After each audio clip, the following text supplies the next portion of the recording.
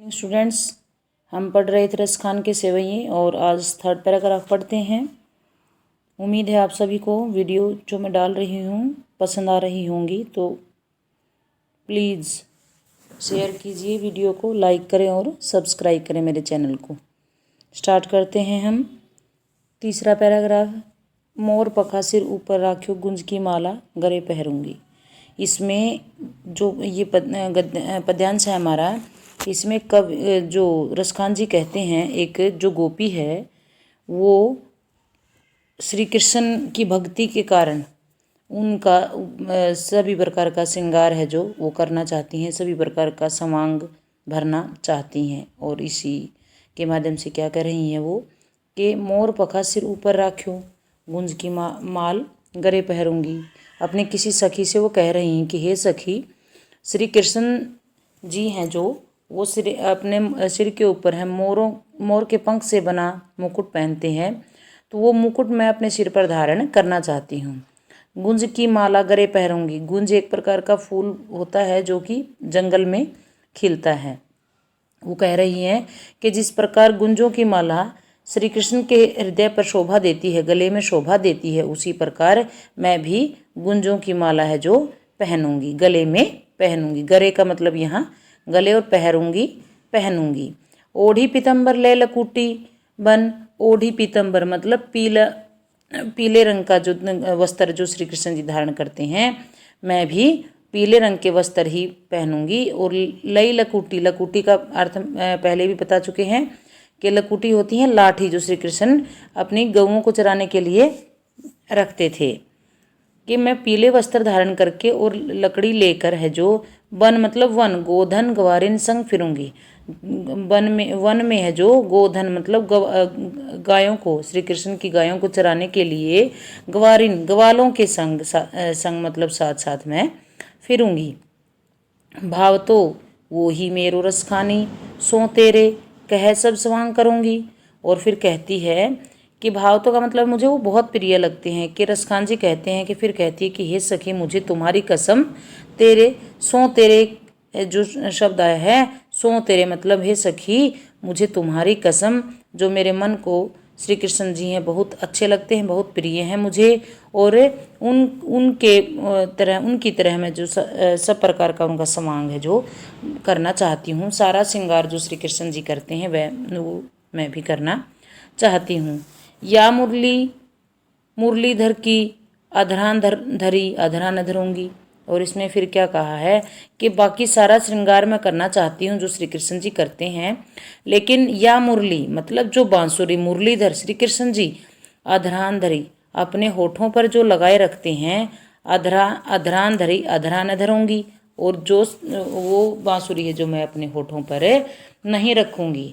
कहने का तात्पर्य है, इसमें अर्थ क्या है इसका, कि जो सब तरह का श्रृंगार तो मैं करूंगी, लेकिन अपनी सोतिया डाह के कारण, सोतिया भावना के कारण वो बांसुरी को सोतन मानती है, और इसीलिए वो श्री कृष्ण जी का बाकी श्रृंगार छोड़कर जो बांसुरी वो बजाते थे उसको धारण है जो नहीं करना चाहती।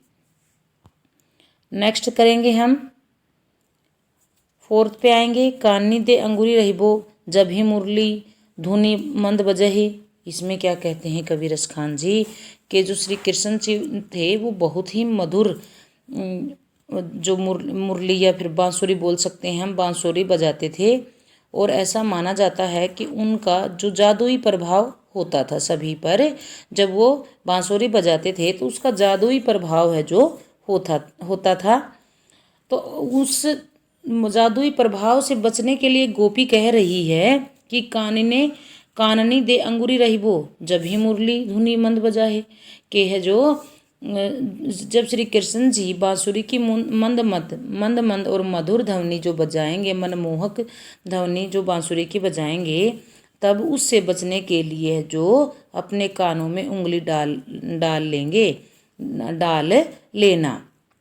मोहनी तानसों रसखानी अटा चढ़ी गोधन गही तो गही। फिर कहती है कि उस रसखानी, यहाँ कभी रसखान नहीं है, ये रस की खान के लिए बोला गया। और रस की खान किसको बोला गया है? श्री कृष्ण जी को बोला गया है कि रस की खान श्री कृष्ण जी अपनी बांसुरी की जब मोहक तान, मधुर तान है जो बजाते हैं, अब मधुर धुन बजाते हैं और अटा चढ़ी कर, मतलब अटालिका, अटा का मतलब है यहाँ अटालिका, जो हमारे जो मकान की है या जो उनके महल की सबसे ऊंची चोटी थी, वहाँ पर चढ़कर वो अपनी मोहक रस की खान श्री कृष्ण जी चाहे फिर अपनी बांसुरी की मधुर जो धुन बजाते रहें। गोधन गए हैं तो गए, गोधन मतलब एक गोधन होता है गायों के लिए भी बोला गया, लेकिन यहाँ गोधन एक लोकगीत के लिए पुकारा गया है कि लोकगीत गोधन नाम का लोकगीत चाहे वो गाएं तो गाएं, फिर उसका मुझ पर कोई भी असर नहीं होगा। टेरी कहूँ सिगरे ब्रज लोगनी, काल्ही को कितनों समुझाए। और फिर कवि जो गोपी कहती हैं कि सारे ब्रज के लोगों, मैं यह पुकार कर, टेरी मतलब पुकार कर, सभी ब्रज के वासियों से मैं कह रही हूँ कि को कितनों समुझाई, कि जो मुझे फिर चाहे कोई कितना भी समझाए, मुझे कुछ भी समझ में नहीं आएगा। माई रीवा मुख की मुस्कानी, समरी न जहे न जहे न जहे, कि फिर हे मेरी मैया, हे मेरी माता, जो श्री कृष्ण जी की मुस्कान है वह इतनी जादुई है, इतनी सुंदर है कि फिर वो मुझसे संभाली ना जाएगी और ना जाएगी। एक बार इसको फिर से देखिए कि जब रसखान जी इसमें कहते हैं कि जब श्री कृष्ण जी बांसुरी बजाते थे तो उसका बहुत जादुई प्रभाव माना जाता था।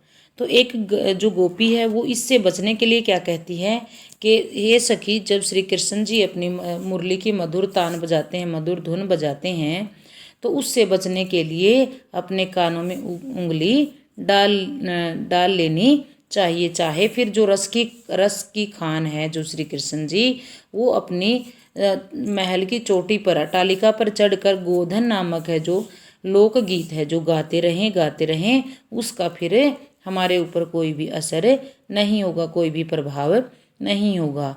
टेरी कहो सिगरे ब्रजलोगनी, काल्ही कहूँ कितनों समुझाए। फिर कहती हैं कि मैं पुकार कर सभी ब्रज के लोगों से कहती हूँ कि मुझ पर किसी प्रकार की किसी की बात का कोई भी असर नहीं होगा, चाहे मुझे कोई भी कितना भी समझाए। जो श्री कृष्ण जी है उनकी मुस्कान इतनी सुंदर है, इतनी प्यारी है कि वो मुझसे नहीं संभाली जाती। हे मेरी माता, उनके मुख की मुस्कान है जो असहनीय है, वो इतना गहरा प्रभाव छोड़ती है कि वो मुझसे नहीं संभाली जाती। तो आज हमारी यह जो सेवैया कविता है वो समाप्त हुई। प्लीज़ कमेंट करें कि आपको अच्छी लगी या नहीं लगी। धन्यवाद।